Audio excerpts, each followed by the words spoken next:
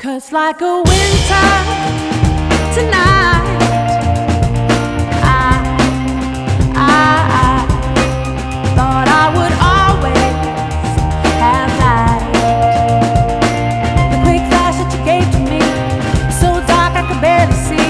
Looking From wherever you are around the world, welcome and thank you for joining us. Today we're going to be exploring the perils of pornography. With us today is special guest Sharon Jimenez, founder of Bring Hollywood Home Foundation, and Father David Guffey, head of production of Family Theater Productions, priest and resident at St. Monica Parish. With me today is special co-host Manny Pacheco, who's got his own show on Therapy Cable, Forgotten Hollywood. Thank you for joining me, Manny. And everything's going really well here on Therapy Cable Channel. Thanks for having me here. Fantastic. Thank you for being here. Thank you, Sharon, and thank you, Father Guffey, as well for being here. It's great to be here, Carlos. This is a very important topic. It's a sad topic in many ways because it affects not only us, it affects our children, it affects our future generations. Pornography has been around for, unfortunately, centuries, but we'll get back to that in a little later. First question I have out of the gate is, Father Guffey, how do you define pornography? It's a great question. In some ways it's hard to define, and in some ways it's quite easy. I think pornography is any piece of media that in its very nature is exploitive or abusive of people in the creating of it, but also any piece of media which artificially arouses or manipulates people's emotions to lead them to violence, to lead them toward exploitation of others. And the biggest thing about pornography is it tries to take things that are really in their substance meant to be sacred and beautiful and holy, but also very private, and instead exploits those moments and those times and those things in ways that are vulgar and in ways that doesn't lead people to authentic relationship and doesn't lead people to authentic love and giving of self to other. And it dehumanizes people. I've talked to other professionals in the past, and it objectifies women. And one of the things we were talking about off camera is you were saying it's starting to not infiltrate the church, but it's starting to become a concern for the church because there are a lot of people going to the church with pornography addiction.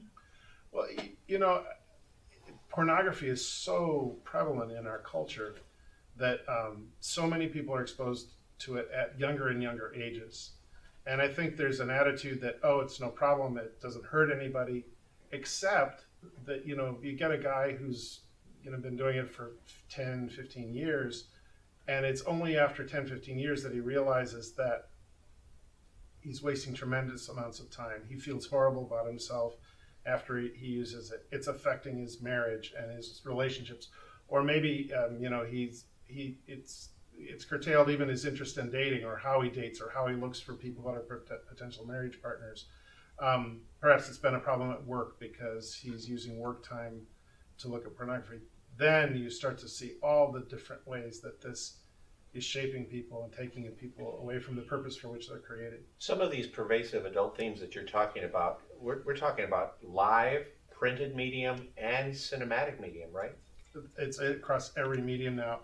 And it's become easier and easier to get. And the other thing that I'm concerned about, and we're concerned about, is that it's being mainstream. You know, 20 years ago, if someone looked at pornography, it probably meant that you went to a very seedy part of the city, or that somebody went to a magazine rack and was kind of ashamed about it. But now you see porn referenced in situation comedies and even television dramas as though it's a normal thing. You know, this is what people do, with no kind of reference to all the other effects that it can have in a relationship and on a person's life. Let me ask you a few more specifics. I know people are going to be wondering. People are probably still thinking in their head, as you said, seedy, the pornographic movies. But how far back can we go? We spoke earlier, we were off camera, we had Sharon's husband Bob, and he mentioned the movie 50 Shades of Grey. Right. I mean, how far back can it go? Is it just a scene where somebody is naked? Is that already pornographic, or does it have to impair a person? Well, that exact line is a pretty hard line to draw. I think that there's a certain point in which the person has to know themselves and what they can handle, and then also, especially with regard to children, parents have to set those boundaries for their children so that, you know, they aren't exposed to things, sexual things, before their time. and they're done in the right way. Again, for me, a big factor is, are they exploited in the very making of it, which almost all I would say all pornography is. People are used, their body is used, which their sexuality is used, and that affects their heart, it affects their mind, it affects their soul. So I can't think of a movie that has no plot. All it has is basically sexual acts repeated one after the other that you could say is art, or that you could say has some kind of redeeming quality to it. The blurry lines come when there's a bit of pornography within a larger work, or a bit of things that are sexually explicit within a larger work. And they call it art. Yeah. That's right. We're going to take a comprehensive look at pornography, so we're going to get into a little bit of history of pornography. I know you gentlemen wanted to discuss that. We're also going to get into the legislative side and how much power pornography has. So tell us a little bit about that Hays Code you were talking about. Well, back in 1931 and 32, 33, basically what happened was we were making films with no legislation at all. The filmmakers decided that they were going to take advantage of let's say, casual scenes of lovemaking per se. And in the movie Tarzan or in the movie King Kong, there's actually footage where Fay Wray or Margaret Sullivan actually were filmed without a bodysuit. They actually were filmed naked. And so what happened was that the government came down with an action called the Hays Code. And basically what they said is that in the studios, each time you are to go into that direction, it must only be implied. It can never be actually seen. There must be some sort of a moral redeeming value to it. And anytime a criminal act is committed, there must be a form of retribution or punishment. And they were very, very strict on that until about 1967. 1967. What happened there? And it was started by the Legion of Decency, which was a religious group. The Legion of Decency. The Legion of Decency was pushing for the government to do something, and the Hays Code was sort of a work of government, and then the film industry, kind of policing its own, created a fair amount of resentment because it was considered censorship.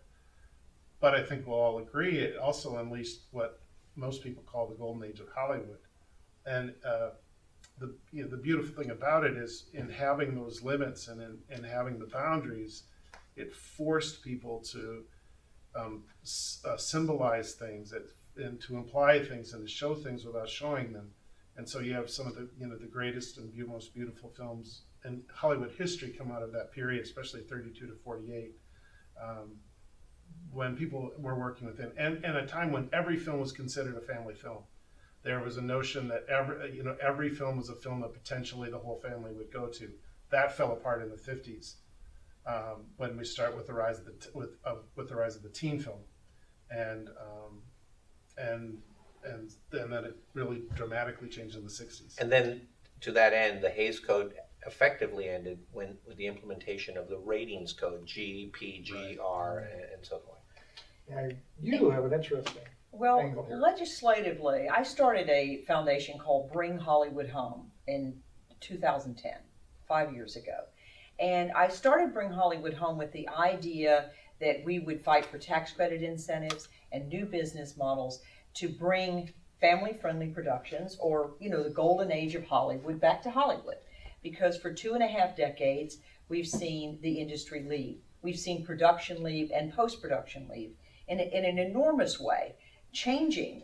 What I say is, I've often said, I've said this on the BBC, I've said that Hollywood is our Wall Street in California. Hollywood is our Eiffel Tower. Hollywood is our Taj Mahal. It's our royal family, and we have to fight for it. Well, when I started it, I was thinking more of along a business model. Okay, well, how do we get filming back here, and why did it start to leave? Enter the picture of pornography. So if California is the pornography capital of the world, and if in 48 other states pornography is illegal, considered human trafficking. How many states? 48 other states. 48 other states. 48 other states. Wow. So only in New Hampshire and California is pornography considered art. In other words, have there actually been Supreme Court decisions? In other states, like it doesn't mean it's not made in places like Florida and Miami and all. But when you hear on the internet, you hear that the big pornography guys go, well, if you force us to use condoms in film, we're going to move to another state. Come on. No, they're not. California is where they're going to stay. And they're going to stay in California because politically they are very established here.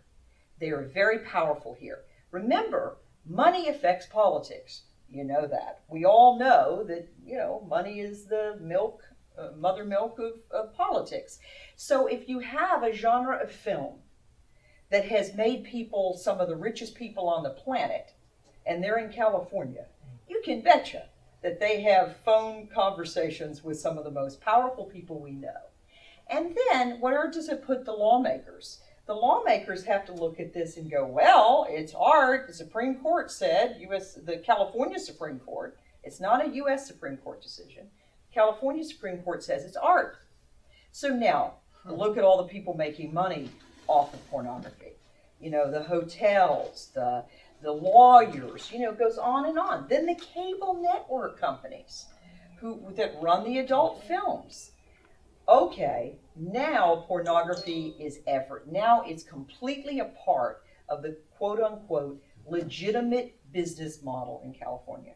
So as our films leave, where are they going? To the Bible Belt states, right? Right? Yeah. Georgia doesn't have to deal. Louisiana doesn't have to deal with the porno people coming in and asking for tax credit incentives because it's human trafficking. And so it's prohibited. Now, I've talked to some of the lawyers in Georgia who were responsible for getting the tax credits passed, some of them in Texas, some of them in Louisiana. And what they've said to me is, well, it's getting bad here, because now what we have is what they call TNA television. In other words, pornography is still pushing its boundaries into those states as well, trying to get tax credits for films that, Georgia might not be particularly proud of coming out of Georgia or Louisiana, etc. In other words, they're not really a story. It's just kind of a scintillizing, kind of a sexy, TNA, they call it TNA, television. So this is what the lawyers have said. And the lawyer said to me, look, you go work on Bring Hollywood Home. And I go, well, wait a second. We're fighting to get the production back from you guys. And they go, well, listen, we don't want to see it all start to turn into this, because if it turns into this, then our lawmakers are going to shut us down. They're going to stop with the tax credit incentives in the Bible Belt too. Because if it turns into that, why would the public want to partner with this kind of media? How do you battle this entrenched situation? It's very difficult to battle because of the money involved. For example, the other film that you were talking about that just came out, this film that was on the Today Show and Good Morning America, this Shades of Grey. 50 Shades of Grey. So this movie, they talk about how much money it made, but if you really look at the advertising that they spent on that and how they got everything, all the quote-unquote powerful media, and then the critics come in and they go, it's not even a movie. It's not even any good. How's it on the Today Show? How's it on Good Morning America? It's all about money. You and I, Manny, Carlos, Father Dave, we could make a great movie that's interesting and everything else. We're not going to get on the Today Show. We're not going to get on, front of Time Life. It's not going to happen because we don't have that kind of money to put into the advertising of our film. So because advertising now and the marketing is also, the money's now all going to the ad agencies and all, now you see how big. Now you see how powerful. Now you see how pervasive it is. And I'm talking about as a business model and how it's made its way into our halls of our legislation, of our legislators, and the place that lawmakers are. So the California Film Commission was created to help bring filming here. Now all of a sudden, when they passed the first tax credit incentives in 2009, they have a lottery. Well, why a lottery? If it's revenue positive, if keeping films here creates jobs, which creates a tax base, which is good for everybody, why would you send the majority of the productions out of California to Louisiana and Georgia and New York and Canada and China and Dubai and every other place? Why would we do that? Well, if the California Film Commission has to deal with pornography, saying, hey, wait, we're a film genre, we want an equal share of the tax credit incentives in California. At least this is the excuse that the MPAA gave me when I went to ask them if they would get behind more independent, family-friendly productions getting some of the money from the tax credits. I said, why do you have to have a lottery? Why can't you give out more money? Well, there's only so much money to give out. Okay, well, why are we keeping it on it? Why are we capping it and all? Well, we have to deal with the pornography industry. That was an interesting thing you mentioned, because I remember reading this a while back ago, and I can't remember where it is. But they had an article of the 5 top grossing movies of all time. And the article, I think, was focusing on how sex and violence were not in the top 5. They were family-friendly movies. You know what, the highest grossing R-rated movie in history is Passion of the Christ.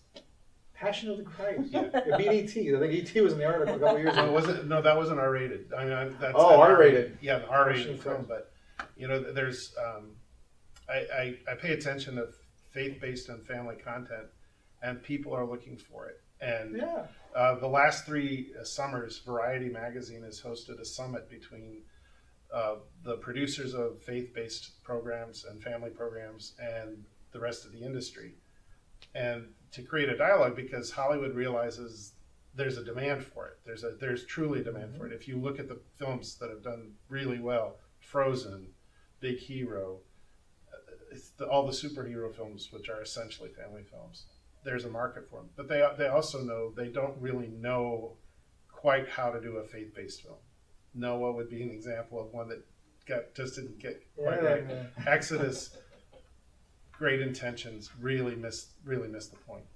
Unfortunate film. So we've got to work together. We've got to get the. So you're going to make that big blockbuster, Father Dave. I know you are. It's going to come out. I'd sure like to be in the conversation and looking at the script, because I could have helped them make a movie that was satisfying to the people that I care about, and I could have helped them make money. And I think the misnomer really here is that faith-based movies really transcend all political agendas, Republican, Democrat. I mean, it's not just one side or the other. Absolutely. And they can really work together, because all political agendas have families. Right, that's right. That's a good point. That's right.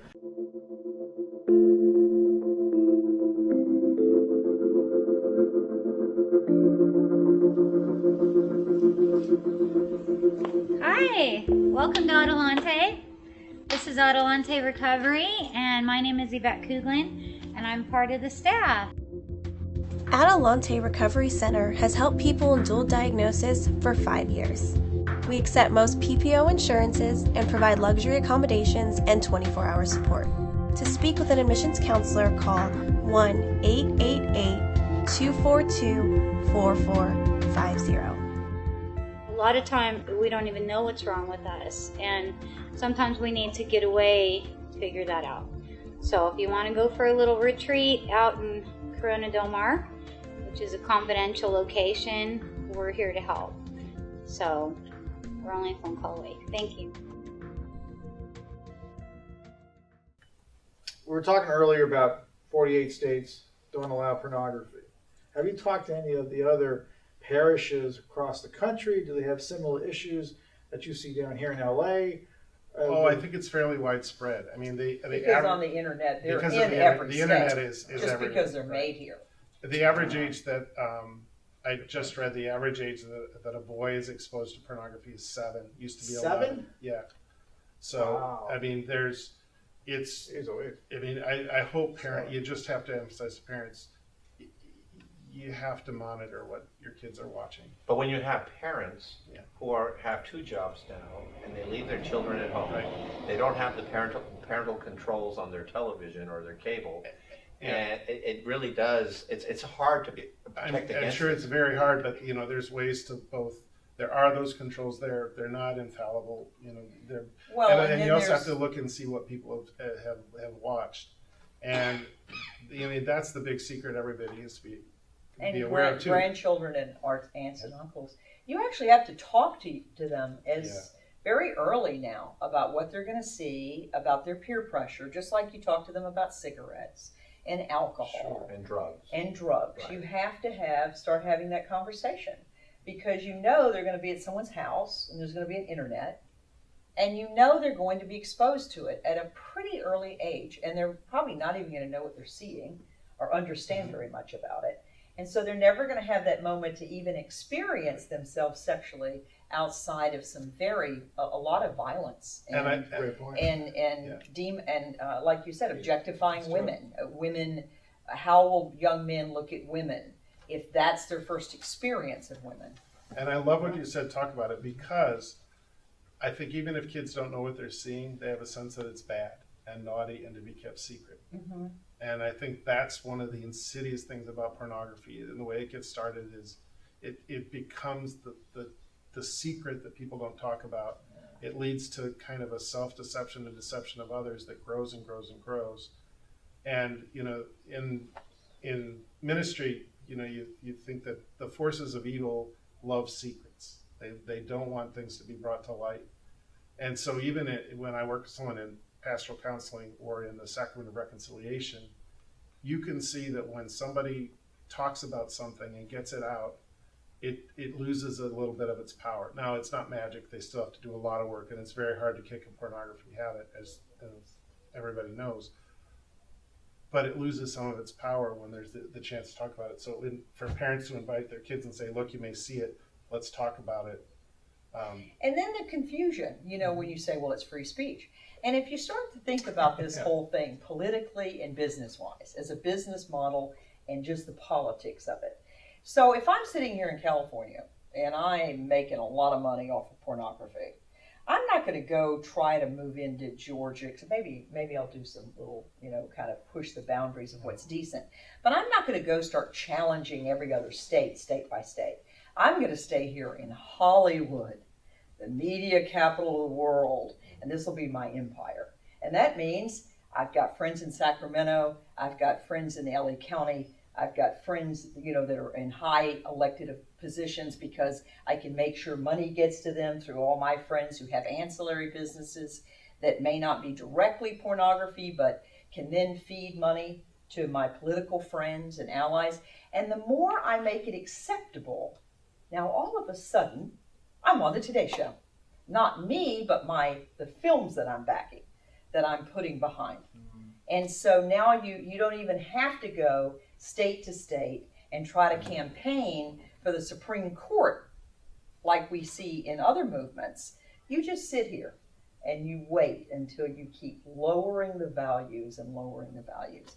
And I don't know, when Father Dave talks about this, and I have grandchildren, even like the billboards are so inappropriate now, for children to see. That's a big problem. There's like knives and guns everywhere, and it's like, what has happened that by the time you have a 3-year-old or a 2-year-old, they're looking at billboards that are sexualized when they don't even know this yet, and violence. And hopefully they're not experiencing that at home, but maybe some of them are. And I just think we've lost our sense of, especially because at the business level, we have this idea that anything that makes money is good, right? Oh yeah, if you're making it. Anything that makes money as long as you're making it, everything's good, yeah. So, and therefore, if it's making a lot of money, it's a good thing. Have you made any inroads with your Bring Hollywood Home? I mean, is at the end of the day, can we see a glimmer of hope? Well, what I'm pushing for right now is because if we can't do it through the tax credit incentives, first of all, I encourage anyone who's got a family-friendly film or TV show, go apply for the new tax credit incentives. They've just increased them threefold. Go to the California Film Commission and say, I have a family-friendly film or television, and these are not only, and I would love to see the California legislature give some kind of, I know legally they can't quote discrimination against porn, but why can't they say, as a business model, as Father Dave was saying, if this film makes more money and therefore more people can get hired and therefore more sustainable jobs, why can't we give more of our tax credits to these films that are making money and TV shows that are more profitable, because they'll have a longer shelf life for people to be able to make a decent income. So I'm trying to look at it business-wise, and also I'm pushing for a private California film fund that would sponsor PG, PG-13, and R with a purpose. In other words, R with a passion, purpose. I like that. price. You can think of a lot of Saving Private Ryan, Schindler's List, a lot of great films that are R-rated, and even the new movie Wild. Wild has some pretty wild scenes with Reese Witherspoon, this is a psychology channel, because you're dealing with a woman who has a drug addiction and a sex addiction. Right. Yeah. So the director camera never blinks with that. They show you what that looks like. But Wild also shows you that this woman, in order to become healthy again, has got to journey past those addictions. Not only the addiction to drugs, but her sexual addiction, where she has allowed herself to become something that her mother, that she would never imagine that she would have a healthy life, be able to have a family and children. And they say we can't make a good movie in 2015. I think we can. I think we can. And that's what I say, R with a purpose. I like the R with a purpose. That's a great. That's a good point. And Father Guffey, that's another point she just mentioned here, Reese Witherspoon in the movie. In the church, do you deal a lot with females having issues with pornography? Well, profound disappointment when women discover their husbands are using porn, and then the other thing is just the violence towards women. A lot of, and the ways that porn increases that, it makes unrealistic expectations about when it takes sex out of the context of relationship, and it's when it's acting out fantasy. A lot of problems with that. And then body image. I mean, the whole ways that the body image and the prevalence of a particular body type shapes women's understanding of themselves and their sense of that they're beautiful. Right. And therefore they are not beautiful, and they're not, even if their husbands are addicted to this and they're not attracted to them anymore, right. The sense for a woman that she must be something wrong with her. She's not pretty. And she's not attractive. And it's a betrayal of her. Betrayal. Let me ask you this question. This is what I call a danger zone question that just came up in my head here. How does it, have you seen anything in regards to the churches themselves, pastors, priests themselves falling prey? Statistically, it's known. Like on some pastors' websites, and the websites that I've looked at have been mostly Protestant denominations, where they've been probably more open about it. You know, if you live in this culture and you have a computer, you are vulnerable. And, you know, our pastors and our clergy are vulnerable to the, there's a line in the letter of the Hebrews that says, beset by the same weaknesses. And I think they can be beset by the same weaknesses, but also that it has the possibility for the same kind of redemption. So nobody's immune. No. But I like the redemptive attitude. I mean, that is, again, I always look for that glimmer of hope. Sure. That's always a good thing. There thing. is. I've seen some amazing ways that people have recovered and found a new life of a kind of chastity. And by that I don't mean that they don't ever get married again or that, but I mean that they live a sexuality that's other oriented, that's self-giving, healthy, mutual, healthy, and all that makes it holy. And that's what you want. And from anybody here, is an open question. Anybody have any information or statistics, or have spoken with individuals who've been in the porn industry themselves, the males or females, and come out? Any insight from that end? I worked a little bit. In my young years as a priest, I worked with homeless people in another city, and the area that I've town had a lot of prostitution, and I got to know pastorally the people that, simply because they were out in front of my house. Once I pulled out of my driveway to let somebody else pull in, and a woman got in the car, and I said, "Can I help you?"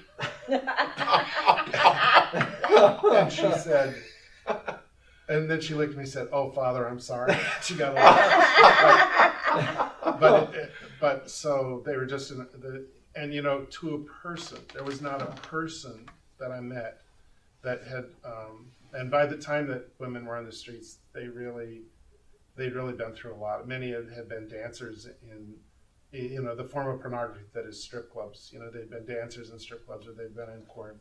To a person, they were deeply wounded people. And to a person, they did not enjoy it. It was not pleasant. And yet it was incredibly hard for them to imagine a life that they could do other things. It's an addiction, is what you're saying. It really, really was and you could see.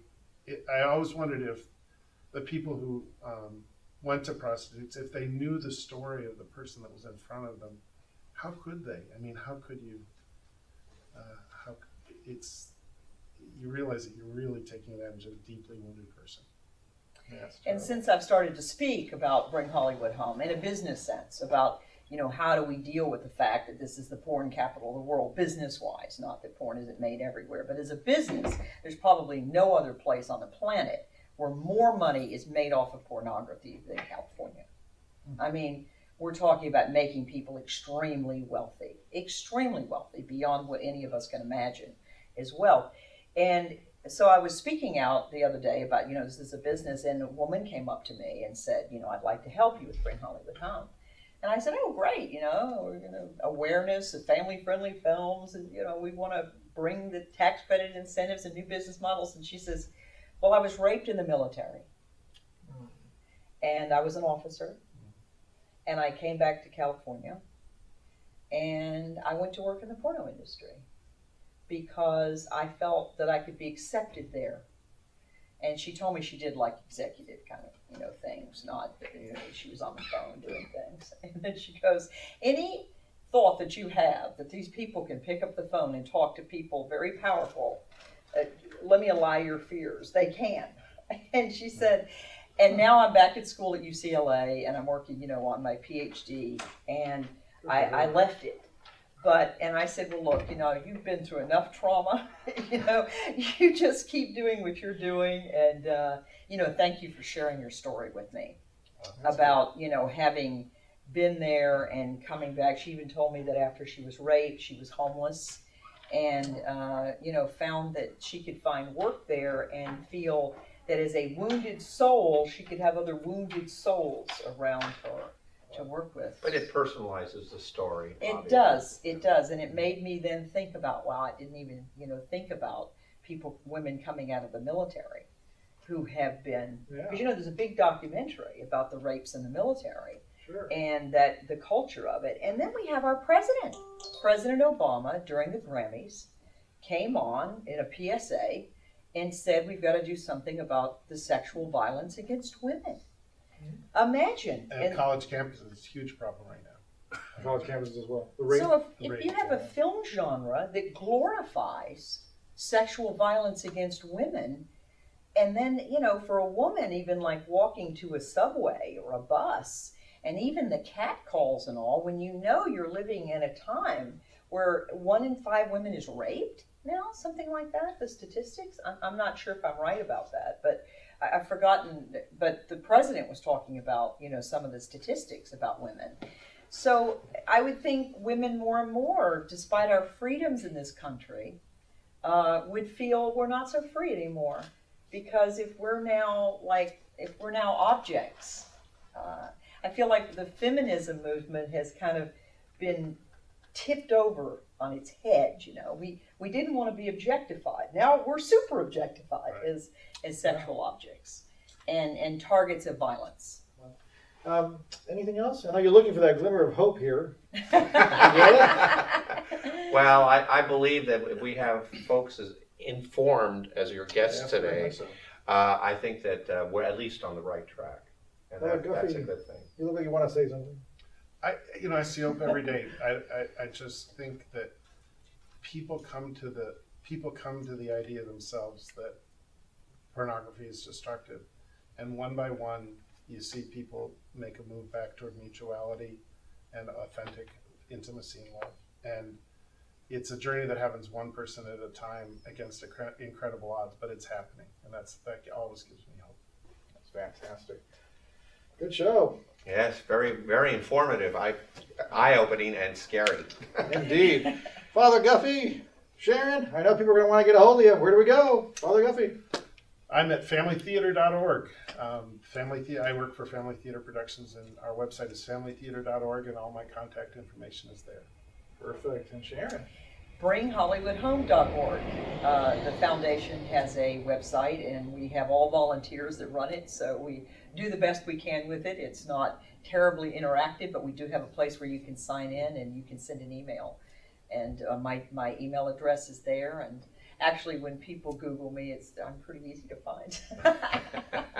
And Manny, let everybody know about your show. Well, Forgotten Hollywood, yes, right here on Therapy Cable. Of course, I've got my book series, my website at ForgottenHollywood.com, and of course you can hear my radio show on 90.1 FM KBPK every Sunday at 7 Pacific Standard Time. But I really would love for folks to watch my show here on Therapy Cable. And thank you, Carlos, for allowing me the opportunity to become part of the family. Well, thank you very much. Thank you, Father Thank you Guffey, so much. again. Thank you, Sharon. Thank you, Absolutely Manny. Great to be here. Excellent. Thank you very much, everyone. Remember, our motto is simple. Wherever there's psychology involved, we're going to be there. See you next time, everyone.